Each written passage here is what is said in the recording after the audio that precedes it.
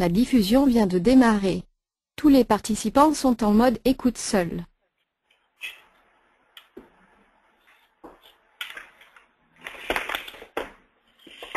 Mesdames, Messieurs, bonjour. Nous vous souhaitons la bienvenue au webinaire qui donnera une introduction à l'anti-dumping européenne. Mon nom est Jody Roussel, porte-parole pour l'Alliance pour l'énergie solaire accessible, en abrège AFAS. AFAS est une alliance de plus de 80 sociétés dans le marché de l'énergie solaire. Ces sociétés considèrent que le libre accès au marché sont les clés pour une industrie européenne photovoltaïque compétitive. Ces sociétés se sont jointes à AFAS afin de donner une voix à l'industrie européenne et de s'opposer aux conséquences négatives d'une approche protectionniste du marché. AFAS a le plaisir d'être l'hôte d'une série de webinaires afin d'informer la société photovoltaïque sur le développement depuis le dépôt de la plante anti-dumping. Cette plante pourrait entraîner une augmentation significative du coût pour l'industrie et notre objectif est de vous informer comment vous engager dans le processus de l'enquête qui sera conduit par la Commission européenne, afin de protéger vos intérêts et vos droits dans cette procédure qui prendra 15 mois. Permettez-moi de vous présenter Madame Colette van der Schoren, associée du cabinet d'avocats Mayer Brown à Bruxelles. Madame van der Schoren a plus de 30 ans d'expérience en anti-dumping. Madame van der Schoren, je vous souhaite la bienvenue et vous remercie pour votre présence aujourd'hui. Messieurs, mesdames, bonjour. C'est bien Paulette van der Schoren. Je suis ravie de vous accueillir à ce webinaire et de vous faire la présentation sur la substance d'une procédure anti-dumping dans l'Union européenne. Je voudrais d'abord vous mentionner qu'en fait, au cas où vous auriez des questions pendant cette présentation, vous pouvez taper vos questions dans le chat box pour parler franglais, excusez-moi, et on sera ravis de répondre à vos questions à la fin du webinaire. Alors, ce webinaire présentera en fait 4 sujets. D'abord, les critères pour l'imposition de droits anti-dumping. Ensuite, qui sont les plaignants et quels sont les produits ciblés. En troisième lieu, quelles sont les étapes et le calendrier de l'enquête. Ensuite, le processus de prise de décision. Et finalement, le rôle des divers acteurs de marché des produits solaires. Tout d'abord, quelles sont les conditions pour que la Commission européenne puisse imposer des droits anti-dumping? Il y en a 4 et ces 4 conditions doivent être remplies simultanément. D'abord, il faut que les produits photovoltaïques soient vendus vers l'Union européenne à des prix de dumping. Deuxièmement, il faut qu'il y ait préjudice ou menace de préjudice important infligé à l'industrie européenne. Troisièmement, il faut qu'il y ait une relation causale directe entre le préjudice subi et les prix de dumping pour les produits importés. Et puis finalement, et de façon très importante, il faut que l'imposition du droit anti-dumping soit dans l'intérêt de l'Union européenne. Regardons maintenant la première condition, l'existence du dumping. Souvent, j'entends qu'on s'attend à ce que le dumping soit de la vente à des prix inférieurs au coût de production, des ventes à perte. Ce n'est pas le cas. Il y a dumping suivant la réglementation européenne, pour autant que les prix à l'exportation des produits photovoltaïques dans ce cas-ci soient inférieurs soit au prix du marché domestique, ce qu'on appelle la valeur normale, soit au coût de production plus les bénéfices qui sont la valeur normale calculée ou construite. Ces prix de marché domestique, ces coûts de production sont normalement pris sur le marché domestique, c'est-à-dire le pays producteur du produit soumis à enquête anti-dumping. Donc, dans ce cas-ci, cela devrait être la Chine. Or, la Chine est actuellement encore considérée comme un pays qui n'a pas une économie de marché, et dans ce cas-là, la réglementation européenne sur l'anti-dumping prévoit que le prix du marché domestique ou les coûts de production sont pris dans un pays de substitution. Dans le cas présent, les plaignants ont désigné les États-Unis d'Amérique comme pays de substitution. Sachez quand même que les producteurs exportateurs en Chine de produits photovoltaïques pourront également demander le traitement économie de marché pour autant que les sociétés démontrent qu'ils satisfont à quelques conditions qui sont quand même assez difficiles à atteindre. Et dans ces cas-là, les sociétés spécifiques qui atteignent ces conditions, qui satisfont à ces conditions, sont en effet traitées comme si elles étaient des sociétés dans une économie de marché et leurs propres prix et coûts de production sont pris en compte. Dans un exemple simplifié, au cas où le prix domestique est de 100 et que le prix à l'exportation vers l'Union européenne soit de 80, il y a dumping. En effet, le prix à l'exportation est inférieur au prix domestique. La différence est de 20 et ces 20 sont considérés comme étant la marge dumping. Condition 2 à satisfaire pour que des droits anti-dumping soient imposés, il faut qu'il y ait préjudice ou menace de préjudice. Et l'existence de préjudice ou menace de préjudice est vérifiée par rapport à la tendance des flux des importations de produits photovoltaïques originaires de Chine, pris sur un laps de temps qui est de plusieurs années, dans ce cas-ci vraisemblablement 2009, 2010, 2011 et 2012, vraisemblablement jusqu'au mois de juin 2012. Ceci tant par rapport aux volumes et par rapport aux valeurs des importations. Sachez également qu'en comparaison, le dumping est calculé par rapport à une période plus réduite, qui est normalement de 12 mois, les 12 mois précédant l'ouverture de l'enquête anti-dumping. J'ai indiqué qu'il faut préjudice ou menace de préjudice. Alors, menace de préjudice couvre le cas où le préjudice n'est pas encore effectif, mais risque de l'être de façon imminente. C'est-à-dire, les tendances des flux des importations de produits voltaïques indiquent qu'il n'y ait pas de préjudice des producteurs européens, mais les tendances sont telles que ce préjudice risque d'être réalisé de façon imminente et clairement prévisible. La seule menace de préjudice est suffisante pour autant que les autres conditions soient satisfaites pour imposer des droits anti-dumping. Alors comment se détermine l'existence de préjudice ou de menace de préjudice? Elle se détermine par rapport d'abord au volume des importations de produits photovoltaïques. Qu'il s'agisse de leur valeur absolue, est-ce qu'il y a accroissement des importations ou non, ou en rapport avec la consommation, y a-t-il hausse de la part de marché des produits photovoltaïques chinois ou non?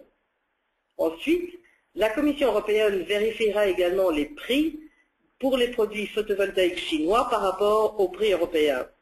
Elle va établir le prix d'un produit photovoltaïque chinois, va déterminer quel est le produit européen qui s'y rapproche le plus près, et ensuite va comparer les prix. Au cas où le prix européen est inférieur ou est supérieur au prix chinois, elle va considérer qu'il y a sous-cotation des prix qui est un élément de prise en compte pour l'existence de menaces de préjudice ou de préjudice. Par ailleurs, elle vérifiera également si la tendance des prix pour les produits photovoltaïques chinois est telle qu'il y a baisse constante des prix ou baisse par à-coup des prix, de telle façon à déprimer et à exercer une pression à la baisse sur les prix de marché.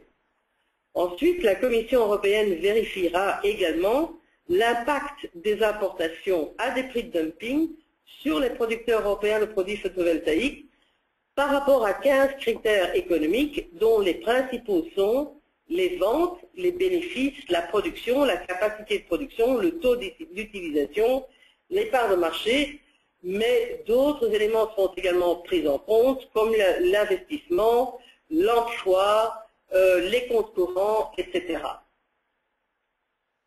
Condition 3, pour l'imposition de droits anti-dumping, il faut que le préjudice ait été causé par les importations à des prix de dumping. Cette détermination du lien causal est souvent fondée sur une coïncidence dans le temps entre la hausse des importations à des prix décroissants et la perte de marché et de la profitabilité des producteurs européens. C'est-à-dire que la Commission va se dire, nous avons une détérioration de 15 facteurs économiques ou de certains d'entre eux. Est-ce que cette détérioration est simultanée avec l'accroissement des importations de produits photovoltaïques de Chine ou leur prix décroissant. Par ailleurs, il suffit que les importations venant de Chine soient une cause de préjudice, il n'y a pas lieu de prouver qu'elles soient les seules causes du préjudice. Par conséquent, nous allons devoir, tant les producteurs chinois que les utilisateurs dont les intérêts sont en jeu, réfuter ces allégations en disant que si tant est que les producteurs européens subissent un préjudice important, ce préjudice a été causé par d'autres facteurs et pas par les importations venant de Chine. Par exemple, les variations des tarifs d'achat, les FIT, ainsi que les incohérences dans les politiques publiques vis-à-vis de l'énergie solaire, qui n'ont pas été correctement pris en compte par les producteurs européens, par exemple parce qu'ils ont étendu leur capacité de production à un moment où il était clair que les politiques publiques vis-à-vis de l'énergie solaire allaient changer. Condition 4, important pour tout ce qui est industrie utilisatrice des produits photovoltaïques, c'est l'intérêt communautaire ou de l'Union européenne. Alors, les mesures adoptées doivent être dans l'intérêt de l'Union européenne et cela ne se définit pas uniquement par rapport aux producteurs européens des produits, mais également par rapport aux intérêts des importateurs, des distributeurs, des utilisateurs et ou consommateurs et des fournisseurs de matières premières et d'équipements. Quand on parle d'utilisateurs, il ne s'agit pas uniquement des installateurs des produits photovoltaïques sur les toits ou des installateurs de terrains ou de parcs photovoltaïques industriels, il s'agit également des distributeurs ou des intégrateurs, des system integrators comme on dit en anglais, des ingénieurs et autres, de tous les participants au marché de l'énergie solaire dans la communauté européenne. Tous ces acteurs de marché sont invités à faire connaître leur position, éventuellement en répondant à des questionnaires de la Commission européenne. Alors, ce critère de l'intérêt de l'Union européenne est très important dans le cas présent. Pourquoi? Parce que les panneaux de photovoltaïque sont également des produits de consommation. Et nous avons vu ces dernières années que lorsque les produits de consommation sont en jeu, la Commission européenne a quand même tendance à prendre en compte les répercussions de mesures anti-dumping sur le coût et les budgets du consommateur final. Par ailleurs, la croissance des énergies renouvelables est un objectif des politiques publiques énergétiques dans l'Union européenne. En effet, l'énergie solaire fait partie des énergies renouvelables et si la Commission européenne et l'Union européenne en général estiment que l'énergie solaire doit prendre son plein essor, il faudra bien que les prix des appareils photovoltaïques baissent afin d'établir un lien de parité entre les coûts des diverses sources d'énergie renouvelables. L'imposition de droits anti-dumping sur les importations de produits photovoltaïques de Chine ou d'ailleurs est par conséquent incohérent avec cette politique publique. Par ailleurs, et de façon très importante, la valeur ajoutée du secteur de l'énergie solaire dépasse de loin la contribution qui néanmoins est très importante, bien évidemment, des producteurs de produits photovoltaïques. Mais lorsqu'on regarde la chaîne de la valeur attribuée, de la valeur ajoutée, on voit très clairement que tous les acteurs, les installateurs, les ingénieurs, les créateurs de systèmes et autres, contribuent une valeur ajoutée aussi importante, sinon plus importante que les producteurs. Par conséquent, leurs intérêts sont en jeu également, l'essor de leurs industries sont en jeu et l'imposition de droits anti-dumping ralentirait la croissance de l'énergie solaire et est donc incohérente avec les intérêts de l'industrie européenne au sens large du terme. Toutefois, je dois quand même admettre que la clôture d'une enquête procédure anti-dumping sur base du seul intérêt de l'Union européenne reste exceptionnelle. Il n'en reste pas moins que, depuis la crise économique de 2008, les États membres sont de plus en plus sensibles et très attentifs aux intérêts de leurs utilisateurs domestiques situés en aval avant d'imposer des mesures anti-dumping. Donc, la voix de l'industrie en aval est très importante auprès des États membres. Et ensuite, quand bien même les droits anti-dumping seraient imposés, les intérêts des utilisateurs influencent la forme et le niveau des mesures adoptées. Alors, par conséquent, il reste important de faire connaître cette voix auprès des instances en cause. Je vous répète, mesdames, messieurs, que si au cas où vous auriez une question, vous pourrez poser cette question dans le chat box et nous serons ravis d'y répondre à l'issue du webinaire. Nous entamons maintenant la deuxième partie de la présentation et on l'entame avec la question de qui a déposé cette plainte anti-dumping. D'après nos informations et d'après le communiqué de presse qui a été émis par l'association EU ProSun, cette association est bien celle qui a soumis la plainte anti-dumping auprès de la Commission européenne au nom d'une vingtaine de producteurs de l'Union européenne, parmi lesquels SolarWorld et Sovelo. Les autres plaignants restent pour le moment anonymes. Ceci n'est pas inimportant puisque, en fait, l'identité des producteurs européens qui ont soumis la plainte ou qui soutiennent cette plainte détermine également si les conditions pour l'ouverture de la plainte sont ou non atteintes. Et en effet, les plaignants et les sociétés qui soutiennent cette plainte doivent représenter une production de produits photovoltaïques qui est d'au moins 25% de la production totale européenne en volume. Par ailleurs, les sociétés qui ont déposé la plainte et celles qui soutiennent la plainte doivent avoir un volume de production qui dépasse le volume de production des producteurs européens explicitement opposés à la plainte. Actuellement, il n'est pas certain que ces deux conditions soient satisfaites et dans les jours, les semaines et les mois qui suivent, il est vraisemblable que cette condition reste un élément de discussion avec la Commission, même si la Commission ouvre la procédure en cause et admet par cela même qu'elle estime que les deux conditions sont satisfaites, nous pourrons continuer à faire état de nos arguments et au cas où nous aurons des preuves à l'appui, cela pourrait en effet mettre à mal l'existence de la procédure elle-même. Quels sont les produits ciblés? À ce stade de nos informations, les produits originaires de Chine seraient les suivants. Les tranches de silicium, soi-disant les wafers, les cellules photovoltaïques et les modules. Alors, dans ce cas, les tranches de silicium sont visées. Dans la procédure anti-dumping actuellement en cours aux États-Unis, les tranches de silicium n'étaient pas visées ou ne sont pas visées.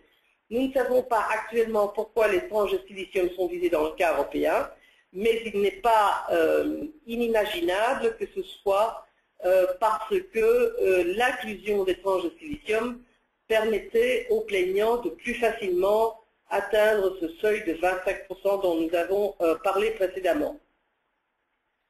Quelle est l'étape et quel est le calendrier de la procédure? La procédure, une fois ouverte, doit nécessairement, et en vertu de la loi même, être clôturée dans les 15 mois qui suivent. Nous avons comme première date dans le tableau que vous venez de voir, la date du 8 septembre. Alors, cette date s'explique par ce qui suit. En fait, nous comprenons que la plainte a été déposée le 24 juillet dernier et a été enregistrée par la Commission le 25 juillet. La Commission, à partir de la date d'enregistrement, possède 45 jours calendaires pour procéder à l'ouverture de la procédure et ces 45 jours, au cas où la date du 25 juillet est exacte, expire le 8 septembre. Date limite. Date limite pourquoi? Pour publier une communication d'ouverture de la procédure dans le journal officiel de la Communauté européenne. Nous pensons actuellement que cette publication pourrait avoir lieu 1 à 2 jours plus tôt, soit le jeudi 6, soit le vendredi 7. Au cas où vous désiriez connaître rapidement si la publication a eu lieu, vous pouvez toujours aller sur Google, taper Journal officiel Union européenne et vous aboutirez directement sur le site. Si vous regardez alors la série C du journal officiel, vous verrez si oui ou non une communication d'ouverture a été publiée jeudi prochain ou vendredi prochain. La prochaine étape est celle du 23 septembre, soit le 24 septembre, puisque le 23 tombe un dimanche. Maintenant, la prochaine étape pourrait également être le vendredi précédent, au cas où la communication d'ouverture soit publiée ce jeudi. Et ce délai est le délai ultime pour les parties intéressées, qu'il s'agisse des producteurs chinois, des producteurs européens, des utilisateurs, des consommateurs, de tout participant au marché pour se faire connaître auprès de la Commission européenne. Et se faire connaître comment? Il faudra tout simplement écrire à la Commission, soit par email, soit par lettre, en disant ma société X est importatrice et utilisatrice, je suis un consommateur privé, je suis une société d'ingénierie, je suis participant, je suis directement concerné par les produits photovoltaïques, je désire participer à l'enquête, mais je désire également sauvegarder tous mes droits dans cette enquête, c'est-à-dire des droits à information et les droits à faire connaître mes positions. Au cas où vous ne vous faites pas connaître auprès de la Commission, vous pouvez ne plus avoir ces droits plus tard au cas où vous désiriez participer à la procédure. Ensuite, il y a la date du 15 octobre. 15 octobre aux alentours, quelques jours plus tôt ou une ou deux semaines plus tard, ça dépendra un peu de l'existence de questionnaires, de l'envoi des questionnaires par la Commission. Il s'agit là de la date limite pour deux choses. D'une part, faire connaître votre voix quant aux intérêts de l'Union européenne, et deuxièmement, faire connaître votre voix quant à l'existence du préjudice et du lien causal avec les importations venant de la Chine. Également pour demander donc votre droit à une audition. Entre le mois de novembre et le mois de mars 2013, la Commission procédera à l'examen de toutes les données qu'elle aura reçues de toutes les parties intéressées. Elle procédera également à des auditions. Alors, au cas où vous auriez sauvegardé vos droits à une audition, vous pourriez participer à une audition. Une audition n'est pas une présentation ou une plaidoirie devant un tribunal. Il s'agit simplement d'une rencontre, une réunion avec les représentants de la Commission dans une salle de conférence de la Commission où vous auriez le droit à exposer vos vues et à expliquer comment le marché s'est développé ces dernières années. C'est donc une interaction, un dialogue entre les fonctionnaires de la Commission et vous-même. Par ailleurs, pendant cette période, la Commission effectuera également des enquêtes sur place auprès des exportateurs chinois, des producteurs européens vraisemblablement auprès d'un échantillon des importateurs et des utilisateurs dans l'Union européenne pour vérifier si les données déposées sont bien exactes. Ensuite, nous avons invoqué dans ce tableau la date de juin 2013. Date limite pour l'imposition des droits provisoires. Et cette limite est prévue dans le règlement antidumping de la Commission ou de l'Union européenne. Donc, au cas où la Commission aurait pour le mois de mai-juin, ou du moins qu'elle considère qu'elle a suffisamment d'éléments que pour procéder à l'imposition de droits provisoires, elle adoptera un règlement qui sera publié au journal officiel et imposera des droits provisions qui sont en fait des droits à l'importation supplémentaires, qui ne seront pas collectés à ce moment-là, mais pour lesquels une garantie bancaire sera donnée. La Commission pourrait également décider de ne pas imposer de droits au cas où elle estimerait ne pas avoir suffisamment d'informations ou que l'imposition de droits ne soit pour d'autres raisons pas opportune. Au cas où il y aurait des droits provisoires, il y aura un règlement qui sera publié dans le journal officiel, comme je l'ai indiqué, et toutes les parties intéressées auront une période d'un mois pour répondre et donner les arguments pour lesquels le droit antidumping n'est pas légalement imposé. Il y aura également à nouveau audition, pour autant que les parties intéressées le demandent, et cette audition aura lieu dans les 6 à 7 semaines après l'imposition du droit. Ensuite, la Commission vérifiera à nouveau tous les éléments, tous les arguments, et afin d'aboutir à une décision définitive pour le mois de décembre 2013, qui est la date limite de 15 mois pour clôturer l'enquête, elle prendra sa position, disons au mois d'octobre, et fera une proposition qui sera alors soumise aux États membres pour consultation et à l'heure actuelle encore pour décision. Quelles sont les institutions européennes qui agissent pendant une enquête anti-dumping? Ici, il s'agit d'abord, et bien évidemment, de la Commission européenne. La Commission européenne ouvre l'enquête après consultation des États membres, stade qui a déjà été effectué dans le cas présent, et ensuite conduit l'enquête jusqu'à son terme.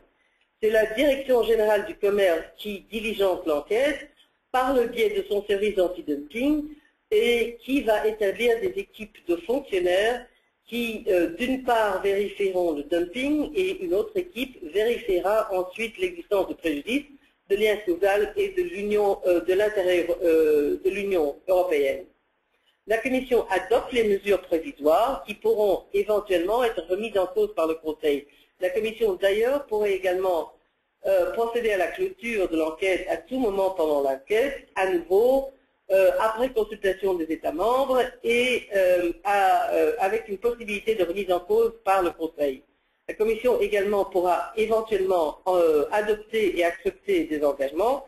Les engagements sont des engagements ou des promesses par les producteurs chinois d'augmenter leur prix à l'exportation de façon à ce qu'il n'y ait plus de dumping ou à ce qu'il n'y ait plus de préjudice.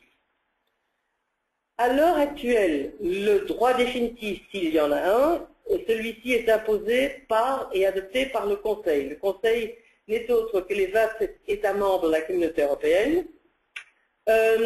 Chaque État membre à l'heure actuelle a une voix, donc Malte est aussi important que l'Espagne ou la France, mais il y a actuellement un changement législatif en cours qui aboutira vraisemblablement cet automne et qui prévoira que la prise de décision au stade définitif sera effectuée par la Commission, même si le Conseil, c'est-à-dire les 27 États membres, pourront s'y opposer, mais alors par une majorité qualifiée, là où les États membres les plus importants auront plus de voix et de votes que les États membres les plus petits. Cette nouvelle procédure, cette nouvelle prise de décision s'appliquera vraisemblablement déjà à la procédure et à l'enquête sur les produits photovoltaïques. Dernière institution européenne en cause, le comité anti-dumping, qui est un organe consultatif composé des représentants des gouvernements, des ministères des États membres, dans la plupart des cas, des ministères qui ont les affaires économiques dans leur portefeuille. Ces membres du comité anti-dumping sont très souvent des fonctionnaires qui ont les enquêtes commerciaux dans leur portefeuille, enquêtes sur l'anti-dumping, sur les antisubsides, sur les mesures de sauvegarde.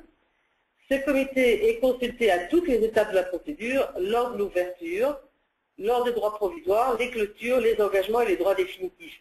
Le comité n'a qu'un rôle consultatif, mais il prépare les votes du Conseil, et dans ce sens, il est très important puisque les membres du comité vont prendre leurs instructions auprès du ministre ou de leurs membres du cabinet, et donc le vote en comité anti-dumping est un vote précurseur de la décision qui sera prise au niveau du Conseil. Quelles sont les positions traditionnelles des États membres? Mais vous voyez un tableau ou une map de l'Union européenne avec les 27 États membres. Les pays membres colorés en rouge sont les pays membres généralement en faveur de mesures anti-dumping. Les pays colorés en vert sont ceux qui normalement sont opposés à des mesures anti-dumping. L'Autriche est colorée en orange et en fait là il y a des doutes. Ce n'est pas très clair où l'Autriche vote de temps en temps en faveur, de temps en temps en défaveur des mesures anti-dumping. Sachez toutefois que même pour les autres pays, les positions peuvent dépendre de l'existence sur le territoire national d'intérêts nationaux. Par exemple, l'Italie, qui généralement est considérée comme un pays en faveur de mesures anti-dumping. Nous avons nous-mêmes vu dans un cas très récent sur un produit chimique que l'Italie s'est opposée à l'imposition de mesures lorsqu'elle avait sur son territoire une industrie utilisatrice importante qui s'est opposée aux intérêts des producteurs du produit chimique en question. Alors, dernièrement, comment toutes ces parties intéressées peuvent coopérer dans cette procédure anti-dumping? Tout d'abord, je vous l'ai déjà dit, toutes les parties devraient informer la Commission au plus tard dans les 15 jours suivant la publication de la communication d'ouverture de leur désir de participer dans l'enquête et de leurs droits en tant qu'industrie utilisatrice ou industrie fournisseur. Deuxièmement, la Commission enverra des questionnaires très certainement aux importateurs, vraisemblablement aux utilisateurs et également aux fournisseurs de matières premières et d'équipements. Il est souhaitable que toutes ces parties répondent aux questionnaires. Les questionnaires vont poser des questions sur les achats, les ventes au cas où il y en a, des produits photovoltaïques venant de Chine et également sur l'impact, sur la profitabilité des parties de l'imposition de mesures anti-dumping. Je comprends parfaitement que ces questionnaires peuvent apparaître rébarbatifs et complexes. Sachez toutefois que la phase est tout à fait prête à vous aider pour clarifier les questions au cas où elles ne seraient pas très claires et à vous guider à répondre à ces questionnaires. Troisièmement, vous pouvez également participer et assister à des auditions orales, soit de façon individuelle, soit en faisant partie d'une alliance, pour faire part de prime abord et des visous de vos arguments, de vos faits, de vos preuves aux fonctionnaires de la Commission qui diligentent la procédure. Quatrièmement, vous qui êtes au creux même ou au centre même du développement de l'énergie solaire dans la communauté européenne, vous êtes les premiers à connaître ou à savoir si en effet les producteurs européens de produits photovoltaïques ont subi un préjudice, et si oui, s'ils ont subi ce préjudice à cause d'importations de Chine. C'est également à vous de faire connaître vos positions en la matière et éventuellement, et de façon souhaitable, de dire que ce n'est pas qu'aucun préjudice n'a été causé par les importations de Chine qui ont par contre contribué à l'essor de l'énergie solaire dans la communauté européenne. Et finalement, vous avez l'ouïe de vos autorités nationales et régionales. Donc, il vous incombe également de faire connaître vos voix auprès de vos autorités nationales afin que celles-ci puissent s'en faire leur reflet lorsqu'il s'agit des prises de décision au niveau de l'Union européenne. Alors, mesdames, messieurs, ceci conclut la présentation. Nous allons vérifier si vous avez posé des questions et auquel cas y répondre. Je vois que vous n'avez pas de questions. Je vais donc vous remercier pour votre participation à ce webinaire.